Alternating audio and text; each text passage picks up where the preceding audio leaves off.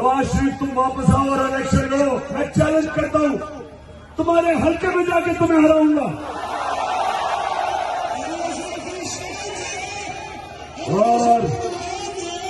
और जरदारी तुम और तुम्हारा देसी मिलाती बेटा जो अंग्रेज की तरह उर्दू बोलता है, पानी शौचा तो पानी आता है। 14 साल में उर्दू नहीं सीख सका। मैं सिंध आ रहा हूं, मुझे जरा इधर से फारग होने दो। जरदारी तुम्हारे पीछे मैं सिंध आ रहा हूं, क्या नहीं कर लो।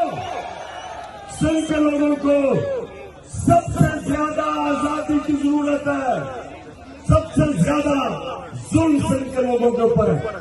तो इंशाअल्लाह हम वो जमात है और मैं वो सियासतदार हूं जिसने मुल्क से बाहर नहीं भागना।